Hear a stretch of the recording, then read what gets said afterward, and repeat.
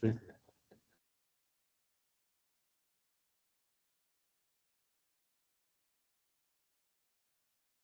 you. As you may or may not know, Citizens Climate Lobby is one of the associations, national but now international, that works on the environmental issues, and it's completely dedicated to lobbying, as in the title. The members, the elected representatives of each district and each state for environmental concerns. Initially, it was formed to lobby for what was known as a policy carbon fee and dividend. And I don't know how many of you know about carbon fee and dividend. Everybody knows about carbon fee? No, not a clue. Please tell us. Absolutely certain we don't know. Okay.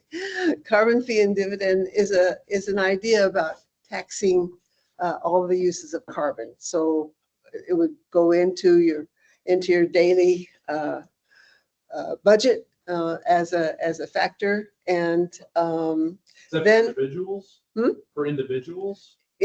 Everybody, okay. Absolutely everybody. Everybody would be taxed at the same rate, and they would all that money would go into the treasury, then be filtered back out and in the form of dividends for every household. So if you're a household of two, you get two counts. If you're a household of one, you get one, and so forth. Household studies that were done before COVID showed that all households, up to about 70% of the households, would come out ahead with a dividend payback, with the money payback, and the rest of the people who have much higher incomes would end up paying their fair share. Canada has installed that quite a number of years ago, and everybody's very happy with their dividend check that comes monthly without any problem whatsoever. It just comes in your mailbox and that's it. So it's been a very long standing task to try to talk the government into establishing this as a fee. So since 2022 or so, since the end of the pandemic, they've kind of broadened their efforts and now lobby also for things that will help the climate, and that they are absolutely dedicated to bipartisanship. So anything that has any smacks of anything to the left or the right gets eliminated, and that thing that goes right down the middle is what they aim for. So for example, right now there are two campaigns, one for Fix Our Forest. It's a bill that's called Fix Our Forest. And there's another bill that has to do with wiring, permissions for wiring. The problem of establishing free electricity is that the production of the electricity is here, but the need for it is over here, and those wires that connect it go across boundaries. And oftentimes those boundaries are really difficult to get permission to cross over. And sometimes it takes as much as 10 years to get permission to establish that kind of connection from one space in the United States to another. And the problem, of course, with solar panels is that you have them out on the desert, and it's the Midwest that needs to have the energy. So it's a real serious problem, and CCL has really honed in on those two problems as being practical and necessary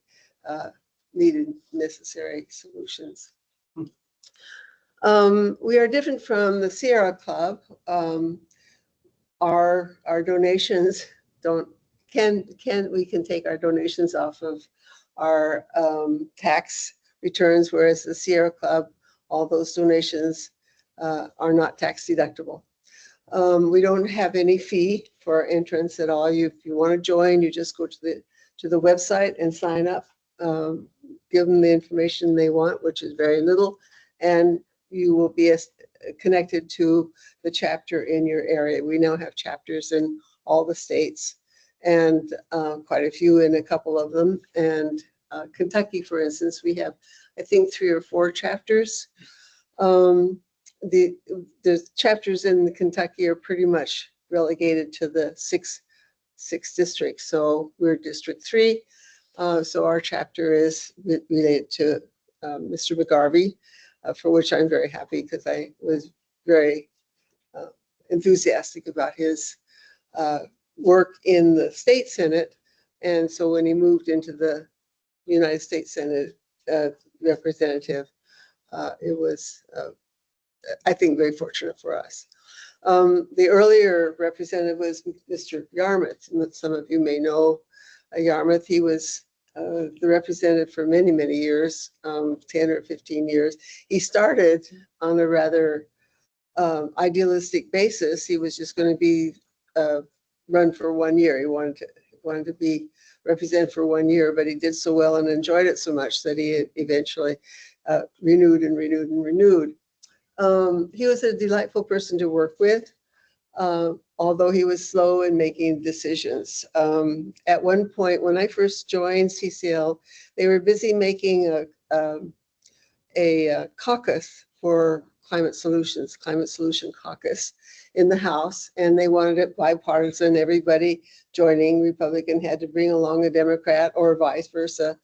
And so they were very enthusiastic about this caucus. So I went to Mr. Yarmouth and said, we'd like you, one of the asks in our meetings was to join the Climate Solutions Caucus in the House. And he said, well, yeah, maybe he would, or something like that. I don't remember. It took 2 years to talk him into joining. It took those same 2 years. At that point, I was representing CCL also in the 6th district, that is with Brett Guthrie. And so it took not quite so long to get Brett Guthrie to join, but they had to join one-on-one. And I think Yarmouth when he finally decided to join, he offered Guthrie a bottle of bourbon or something like that. I don't remember what the story was, but what was interesting in comparing the two, Yarmouth was a member of 42 caucuses at that point. He was really, the Bourbon Caucus and a lot of the more liberal tending caucuses he was a member of, whereas Guthrie was a member only of one caucus at that point, the Republican caucus, and that was the only caucus he was a member of. So he joined the Citizens Climate Lobby. Yarmouth, of course, is retired, and it's interesting that Guthrie is still a member of the caucus. He hasn't dropped that caucus. But I haven't gotten Mr. McGarvey to agree to join this point, and I have to find another Republican to go with him. So that's going to take a little bit of energy and research on my part. My story is that, if I can keep from crying, I'm always inspired by this photograph. I don't know what you know. Does anybody know what this photograph is? Some don't. Please let everybody know. Well, this photograph was taken from a spaceship, and it was the last photograph, as I understand, that they took on that flight, and they had trouble. They didn't know if they were able to get it because it was such a tiny speck in the cosmos, in the outer space. That's our Earth. And if you can see the full picture, it's just covered with, it looks like dust, but they're stars and all those things that are floating around in the atmosphere. And that's us, that tiny little dot. And so Sagan has a very interesting and lovely talk about it. He said, we succeeded in taking that picture from deep space. And if you look at it, you can see the dot. That's here. That's home. That's us. On it, everyone you ever heard of, every human being who ever lived out their lives. The aggregate of all our joys and sufferings, thousands of confident religions, ideologies, and economic doctrines, every hunter and forager, every hero and coward, every creator and destroyer of civilizations, every king and peasant, every young couple in love, every hopeful child, every mother and father, every inventor and explorer, every teacher of morals, every corrupt politician, every superstar, every supreme leader, every saint and sinner in the history of our species lived here on a mote of dust, suspended in a sunbeam. Astonishing. The earth is a very small stage in a very cosmic arena. Think of the rivers of blood spilled by all those generals and emperors, so that in glory and in triumph they could become the momentary masters of a fraction of a dot. Think of the endless cruelties visited by the inhabitants of one corner of the dot on scarcely distinguishable inhabitants of some other corner of the dot. How frequent their misunderstandings, how eager they are to kill one another, how fervent their hatreds. Our posturings, our imagined self-importance, the delusion we have some privileged position in the universe are challenged by this point of pale dot. Our planet is a lonely speck in the great enveloping cosmic dark. In our obscurity, in all this vastness, there is no hint that help will come from elsewhere to save us from ourselves. It's up to us. It's been said that astronomy is humbling, and I might add a character-building experience. To my mind, there is perhaps no better demonstration of the folly of human conceits than this distant image of our tiny world. To me, it underscores our responsibility to deal more kindly and compassionately with one another, and to preserve and cherish that pale blue dot, the only home we've ever known. So that's kind of my goad, if you want to say, that I revisit once in a while. And it never fails to move me to think that I have to do more. So when I retired from teaching about, I don't know, after 30 years or some odd years, 33 years at UofL, something like 2012, I retired slowly. And then they let me keep my office for a whole year afterwards. I didn't have to clean it out, which was a mistake. Because when I did clean it out, I had such piles of stuff, I didn't have time to go through it because I was busy doing other things. And it just sort of got shifted into my house, into one room, and it's still there in piles and stacks. It was terrible. Anyway, and so I was concerned about the environment. Hadn't heard much about it, but I just knew there was something awful going on. And there was no such thing as an environmental club at UofL at that time. So I heard about Al Gore's climate reality project, and that they were going to have a conference in Chicago. And I can't remember how much it cost or if it cost anything. Anyway, I jumped on the bus, rode up to Chicago, stayed with Isabella and I went together. We stayed with one of our college friends up there, and I went to the conference every day, sat there with tears streaming down my face, because Al Gore is a very persuasive presenter. He wasn't the only presenter they had. It was it was really a very wonderful conference. Everything was marvelous. They didn't even have sugar in a little paper bag. You had to spoon it out with a spoon, and all those spoons were wooden, and all the plates were disposable. You know, it was everything. And Al Gore is a master of a talk. He has all the details, and he changes his slides. His famous slide deck with hundreds of slides in it is changed daily. It's kept up to date. There's nothing ever out of date on that slide deck. So he came maybe 2 or 3 or 4 times and during the 5 days, gave shorter and longer talks. But I was just overwhelmed, to be quite honest. And so I got back on the bus and came home, and I thought, well, his goal was to turn us all into advocates for the environment. And to do that, we were to go and make presentations to members of the community who were important, businessmen and foundations and, priests and, all kinds of leaders. And having been sequestered at UofL for 33 years, I had very little contact, interestingly enough, with UofL or with Louisville. and certainly didn't know any business leaders. I did know a couple of priests and a bishop, or was acquainted with them. I can't say they knew me, but I knew who they were.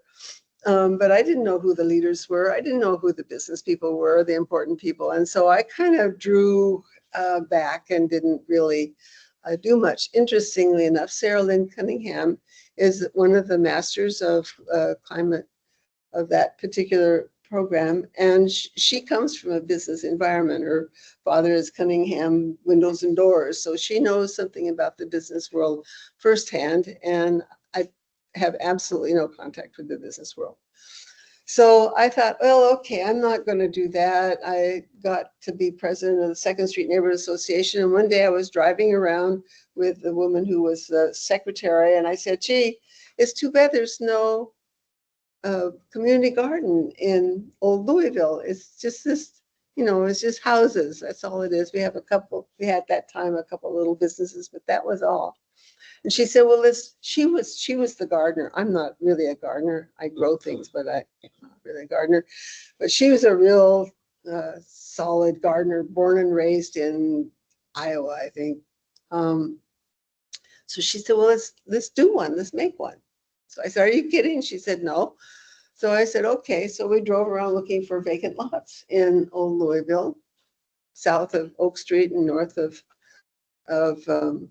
what is that street there? Hill, and found a couple. And one of them was owned by Dan Borsch, who owns several eating establishments here in town. So we called him and asked him if we could go and see him. And he said, yeah. So we went, and he said, well, we wanted the lot on Hill Street, just across the street from Burger Boy. But he said, no, I want to plant trees on that hill, not that lot, but I have another lot you might be interested in. It was on Brook Street at 1221, just south of Tunaville Trolley Park, there on the corner. So I said, okay, let's do it. Well, there were no plans, there were no directions. So I finally, on the internet, I went on the internet and I found a garden in Newfoundland that was sort of like the one we had imagining, and so we got started. Well, there was dirt and there was soil to test, and there was it had been a house, and it had burned down. So they had just plowed the house into the basement and covered up with soil and planted some seeds, and that was it. So it was a big challenge. I got to know a lot of people, and, going through the whole process of getting the permission and all that kind of stuff, and then raising about $18,000 that was needed to put in what we figured was 26 beds. We wanted it to be totally accessible so that anybody in a wheelchair or on crutches would be able to manage well. And so we planned out this lot for 26 beds. And, I don't know, I won't go into details, but it was really quite a challenge all the way through. Finally, in September, we put in the last set of beds and got started in September of 2013. In the winter of 2014, Helen Lang, who was the wife of a professor in the medical school, a woman that I was kind of friends with, she's kind of a doer in town, called me up and she said, you have to come here. She was living in Trayton Oaks at the time.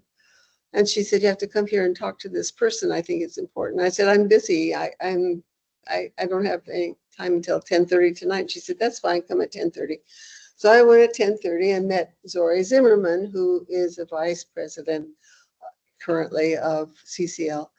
And she talked to me until 2:30 in the morning, told me all about carbon fee and dividend, told me all about the goals of CCL, Citizens Climate Lobby. And at that point, I was kind of taken. I was kind of interested, and it seemed like something I could deal with. Not getting endorsements from important businesses is important, but that's not the only thing. That's kind of a side job, one might say.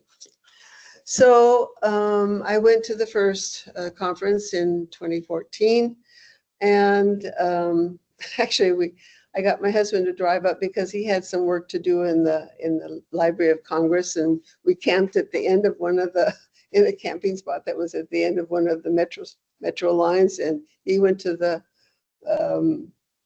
to the Library of Congress, and I went to my meetings. And at the end of the meetings, what they have in regularly is a meeting of 2 days. And then the third day is the lobby session. You set up appointments with your representative and you go. Of course, I hadn't done that, so I just kind of tagged along here and there and sort of stumbled into one meeting after another and asked questions and whatever, got to kind of acquainted with the situation.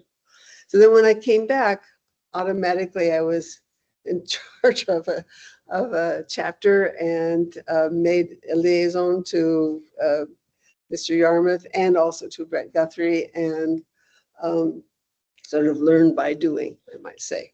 So Citizens Climate Lobby is a organization dedicated to training people to approach their elected representatives in Congress and now in the state Senate, and ask them for support, their support, either filing or helping along with a bill that meets our criteria for something to solve the problem with the climate.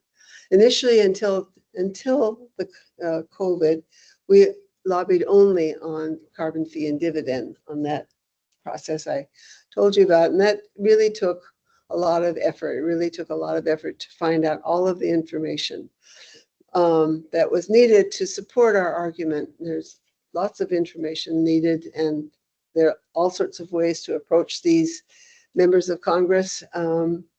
And so it takes quite a bit of preparation to go to that lobby session. After, during the pandemic, they went to virtual meetings and found that, in fact, it was quite an advantage to have a virtual meeting because more people could come. Not everybody's prepared or able to go to Washington, D.C. So we were able to bring in people who are much busy, important people could come and sit in the meeting and be part of it and learn about CCL. So they've established now the possibility of a virtual meeting. That's probably going to happen in the fall, mid-fall. And they've also established a meeting in Washington, D.C. with only for conservatives, which is quite interesting. If you are not a conservative, you're asked not to be part of the lobbying team. Only conservatives in the lobbying team meet conservative members of Congress. And that meeting started before the pandemic and has continued that conference. And that's usually in the late winter, early spring. It's February, kind of a cold part of the year. They get together, and they've been quite successful in being able to talk to these conservative members of Congress. And then recently, at the very first meeting, I looked around and I only saw one person of color. It was a lady who was about my age or so, I figured. So, and she was sort of sitting by herself toward the back of the room. So I went over and introduced myself and asked her about her origins, or why she was there, or where she came from. She came from Mississippi, and she was the only person who came from her chapter. And so she was a loner and I was a loner. And so we sort of pass each other on going from one of the sessions to another, but we didn't get to know each other. But there was only that one colored person.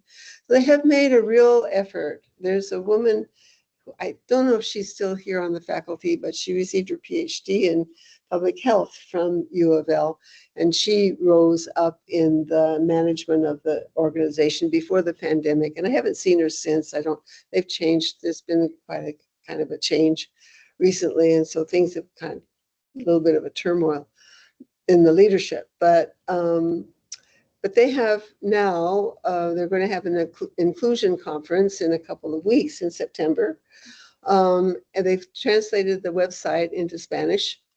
And they've made a real effort to expand the membership in all directions, both toward younger people. Of course, most of the people at the first conference I was at were like myself, middle-aged, gray-haired, retired people who sometimes had money. About the third conference I went to, the treasurer, who was a very charming woman, a really very charming woman, came up, and when she gave the treasury's report, she said, I'm starting a new group, and I would like to know if there's anybody in this audience who would like to give $10,000 to Citizens Climate Lobby, and if so, please see me after the meeting. And I went to her, I said, you should have said, are there two people willing to give $5,000 each? You might have gotten, I might have been able to help you, but anyway, amazingly, 6 people slowly stood up. And then at the end, so they are the angels. They're known as the angel group. I don't know how I got onto that. Anyway. Can I ask a question real quick? Sure. You mentioned something a moment ago that was very provocative to me. You said that the conservative caucus has made a lot of progress. Yeah. When I look to Kentucky and national politics, I often see the kinds of things that come out of conservative caucuses, and I think of them differently than that. I've used different words for that. And so I wonder if you could characterize, just because I don't know anything about it, could you characterize what some of those successes look like on the conservative side? Well, what I can say is that I don't know. It's a really select group, and I've stuck to my non-conservative practices, and I have lobbied. I've gone with the lobby group to lobby for Rand Paul. Okay. I have only once. Okay. I've never lobbied for McConnell. So I'm kind of excluded from that group. I don't know. All I know is that they've not been thrown out, that they've had a lot of response, that the conservative members of Congress have come to their conference and have participated in the process. I think that their emphasis is on broadening the conservative view, but that's all I know. No, That's really what they're doing. I agree with you. I think it's great that they're active at all and getting members to join and come be part of it. Well, what's interesting is that there was a woman up in Covington who is a conservative. She's a businesswoman. Her name is Teresa Werner, I think. And she really leapt into that group. She really had very sympathetic feelings for that group, as did some of the people from Louisville who have skirted my chapter and belong to that group up there.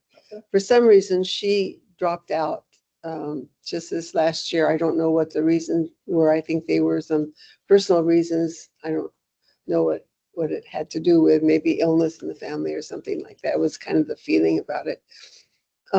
So I don't know who's going to lead that group much, but all the other 5 districts in Kentucky are Republican. Now, Lexington is kind of blue, but they have a Republican representative, Barr, who's thinking about running for president, by the way, if you're interested in that. Anyway, so let's see, I guess I would just like to say that the main purpose of CCL is to inform people. The website is absolutely marvelous. It used to be a rabbit hole. You just open it up and think, okay, for the next 3 hours, I'll just pursue what I'm trying to find out. But since then, they've cleaned it up and it's much better organized, so it's very much easier to find it. One of the things that they have that's very, very interesting is a lot of information, and a lot of the information comes from what they call the action teams. You can join an action team. There may be 20 or 30 of them. There's ones dedicated to religious focus, some devoted to some environmental focus. the one that I joined very first was the coal team. I thought, well, I'm in Kentucky and they talk about coal and I don't know anything about coal, so I'll join the coal team. And it was a good choice because I learned all about the different kinds of coal in Pennsylvania and in Wyoming and even here in Kentucky, different kinds of coal and different kinds of problems and so on and so forth. Those action teams are often peopled by people who do know a lot about the subject. And then there are people like me who don't know anything and ask simple questions all the time or just sit and listen. There's an action team called that's kind of focused in what they call the nerd corner. And that is the corner where they really deal with details and of government and details of nature, so that those things kind of go together. It's run by a man who knows an awful lot, Dana Luticelli, and he writes very well. And right now, they're very concerned about a problem, which is that the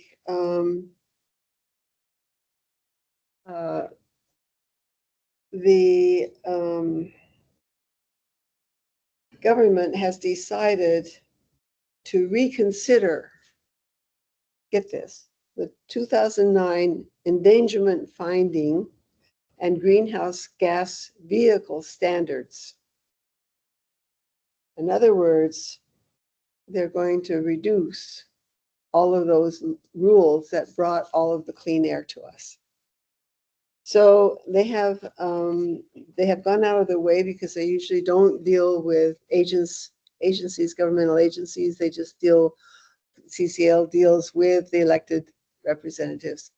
But they felt this was so important that they have sent in a comment, fairly long comment, debasing all of the ideas in that new rationale, and end with the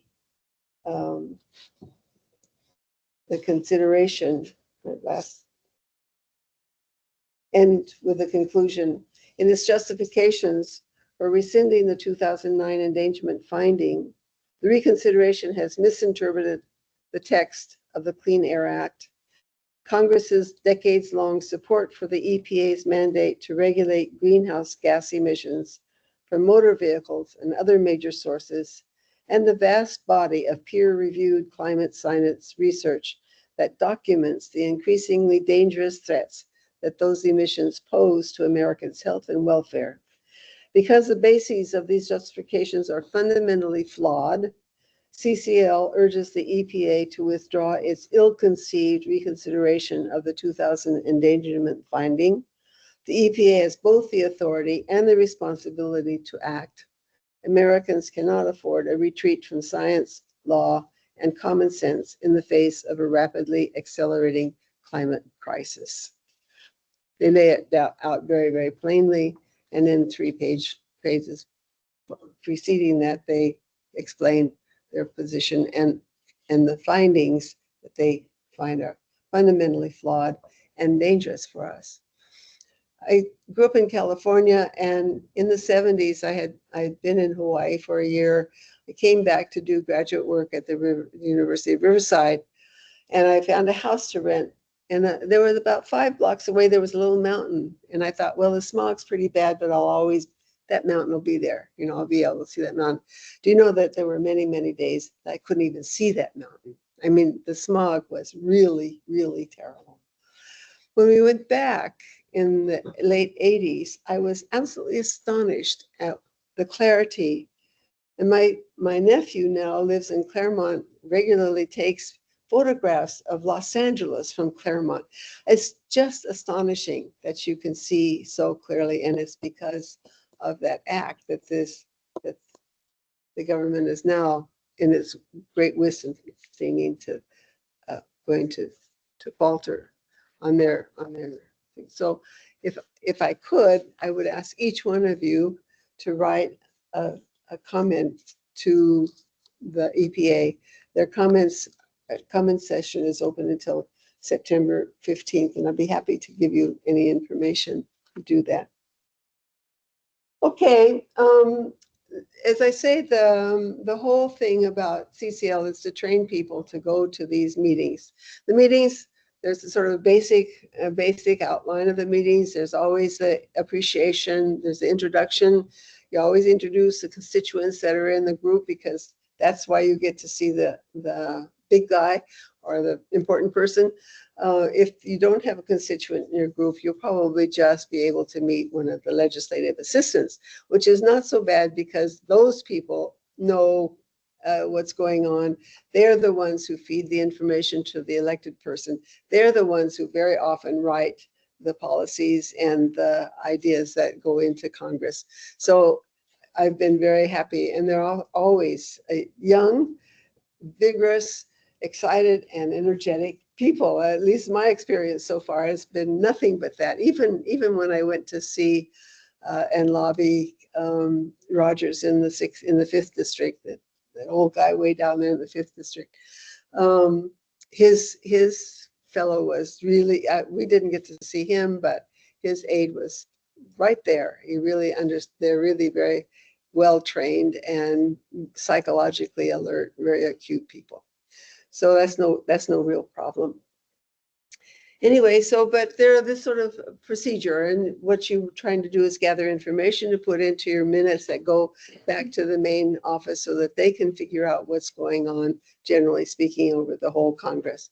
We try to lobby every single congressperson. Sometimes we're able to either lobby all of them, or in the cases when they're not around or their office is closed, or for some reason we can't get in touch with them, we leave our information. So we feel that we've done something. And we usually, we have just lobbied, we just had a conference in June. We lobbied something like 408 offices, which is just short of the 500 members of Congress. And that was in person. We were in their offices and talked either to them or to their aide, their assistants. And how much time do you get with those meetings? it depends. Usually they say 20 minutes, Okay. but sometimes Yarmouth would go on for an hour. You know, he felt very comfortable. He was very much in charge of his thing, and so sometimes it just sort of depends on when you catch them. But 20 minutes is pretty much the standard. And that's enough time to do an appreciation, to explain who you are and what you want, the ask, as they call it, and to ask them what time it is, so that you can you always make sure you get out of there right on time. There's this little sort of outline that you follow in terms of how you lead the meeting. There's always somebody who's very informed about the policy and able to answer questions if there are any questions. What's interesting about McGarvey is that both times I've lobbied in his office, he's known about the project, the idea that, but he's been interested in another bill, not our bill, but another bill for one reason or another. And it's not been possible to enter into a discussion with him in those two occasions. I don't know whether I'll ever manage to get back to him or what, but I'm kind of interested in developing an opportunities to do that. I wanted to show you. Why don't I pulled up there's a question online from Eli. Eli, you want to go? Eli? Sure. Can you all hear me? Yep. Yeah. Okay. So first off, thank you for presenting. And you touched a bit on this about how a lot of the conservative and conservative-ish representatives in the state have been resistant about doing a lot of these things. So I'm wondering, what does CCL train their people as far as escalation? Because in my experience, I've emailed, contacted a lot of state representatives about a lot of things, and they just disregard those emails. So after a certain point, you may stop working. What do you all train your people as the next step? Is that sit-ins? Is that going directly to the office and holding a protest and blocking the door? Like, what kinds of things do you all lead to? No, that's one thing that they uh, actually lobby against. I mean, they don't want that kind of interaction. They're very much opposed to those kinds of demonstrations. What they really do is try to find ways that you can educate yourself or become educated, and they'll help you if you can find the right person to talk to be more persuasive. It's interesting. When I went to lobby with for it was quite a while ago in Representative Rogers' office, they clearly were not really interested in carbon fee and dividend.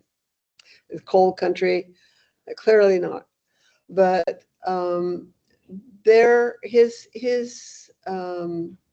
aide was extremely, how can I say, well-rounded, and he was able to give a little bit in some ways, but not the whole way. So our aim would be to go back and try to open that up a little bit more, open that up a little bit more. The only way that you can really be sure that your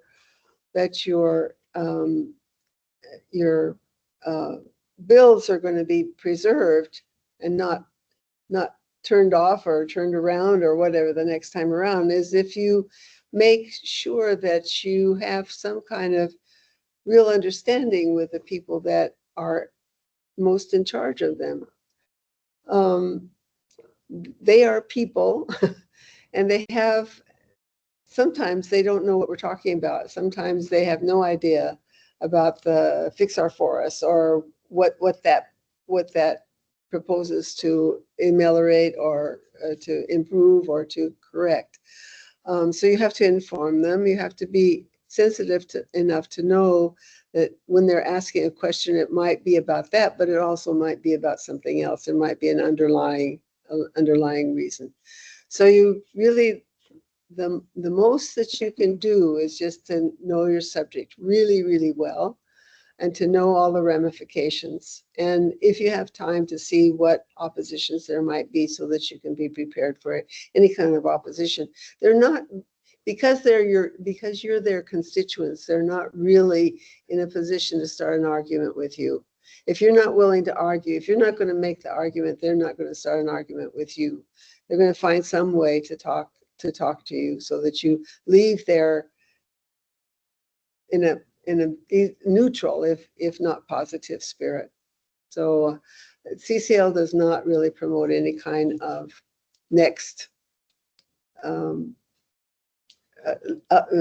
raised response to a negative or less than positive. It's like a nature. Okay, and I have a follow-up question as well. Okay. So it to me or to them? Go ahead. Go ahead. Okay. So it sounds like CCL takes a very passive or non-direct approach when dealing with trying to actually make positive change in our state.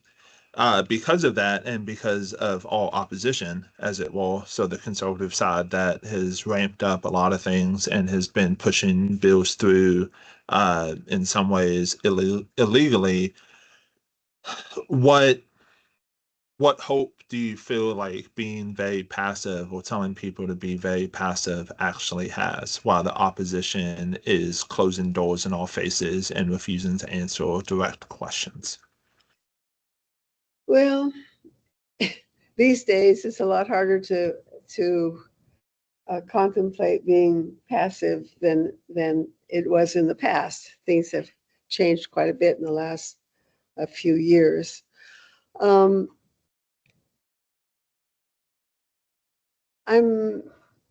feel that the policy is one that's going to actually have a future. I don't think that if CCL says to people, if you want to object, if you want to demonstrate, just put on another hat. Don't say you're doing it with CCL. CCL really does want to stick with facts and feet on the ground and move ahead according to policy in the right sort of way, in the right sort of direction. So when I go out, I don't wear my CCL hat. I put on my T-shirt or whatever it is that I'm going to do, or make my posters, and well, they're perfectly happy in doing that. I mean, I'm perfectly willing to be part of a protest, whatever it takes. But I won't do it in the name of CCL. If we can make progress that way, okay, I'm all for that. I'm all for any kind of progress that we can make. It doesn't have to be along my own personal lines all the time. So that's, I guess, the basic answer. I have a really short video. I don't know what time it is. We just have about 4 5 minutes. left. So nothing. Well, I have a really short video from the man who was the founder of CCL. It's a funny story and it's a great story, but he came this. In fact, I saw this. This is one of my very first conferences when he came and gave this little talk. So this is basically what we're dealing with. Back in about 1994, I was just a new results partner, and the group leader called and said we had a meeting with the member of Congress. And so we walked into the member's office. There were 6 or 7 results partners there, and they ushered us into the meeting room. And there were these very impressive, luxurious chairs. This is my first time ever meeting with a member of Congress. I'd seen one in the parade. And so we sat down on these very luxurious chairs, and promptly in comes the member of Congress, first one I had ever met. We all said hello and sat down. He was dressed in a dark blue suit and a conservative tie. And I was straight across from him. There was no table in between to protect me. And I looked, I could see his shoes, and then his shoes, I could count the overhead light and the reflection in his shoes. And so I was nervous. I was nervous. As the meeting began and the results partners began to talk, the only thing I could think about were my legs. Where should they be? They were, I noticed that my legs were crossed at the ankles, and I thought, no, that kind of looks good. I should. Then I crossed them at the knees. I thought, no, that looks laid back. I can't do that. So I'm squirming around, and I don't know if he's looking at me or not. Meanwhile, the meeting is going on. I have no idea what's being said. Then there was a problem with my hands and arms. And I didn't know what to do with them. Now, I had them folded in my lap, and I thought, no, that's schoolboy. I shouldn't do that. So I put them on, yeah, right, on the arms of the chair. And the results partners were talking about different things, but I didn't know what they were talking about. I didn't listen. And then I did notice that the lady next to me, I think it was Anne-Marie Borbach, she was beginning her talk. And I thought, well, I've got just enough time to run my talk through my head one more time. And that's when I discovered that I didn't remember what my talk was about. Really, I mean, I was stunned. It was a blank. And I said, Lord, Lord, if you'll just give me the first 2 words, I'll take it from there.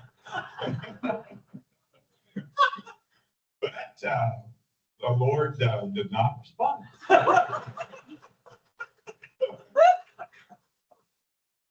And so then it was my turn. Now the room turned and looked at me, and I didn't know what to say. The group leader, Bruce Underhill, said, Marshall is going to talk about the microcredit bill in the House. And I thought, oh, yeah. Great. Well, just a word for group leaders. Thank you very much. I'll never forget. So I practiced this thing 2 months, bro. So I started talking, and it really came out good. You know, like I practiced that once. But Mr. Bill Ray, I asked him at the end of my talk if he would co-sponsor a microcredit bill that was in the House at the time. And he said, call back in a couple of days. And so I did, and he was going to sponsor the bill, co-sponsor the bill. And it was about $250 million. That's a lot of money. $250 million. And a consequence of that, he co-sponsored that bill every year thereafter. We had to call him and tell him it was time to put his name on it, but he did it every year he was in office. And then I had so much luck, I was asked to invite him to co-sponsor 2 tuberculosis bills. One was domestic, and then one was global. And that was the beginning of the United States funding tuberculosis. And that bill, essentially that bill that later encompassed AIDS, tuberculosis, and malaria. And that thing, last time I took a look, it was over $1 billion. And of course, it wasn't just Mr. Bill Ray, it was my results partners all over the country having success, all working together in an organized, coordinated way. That's it. Thank you.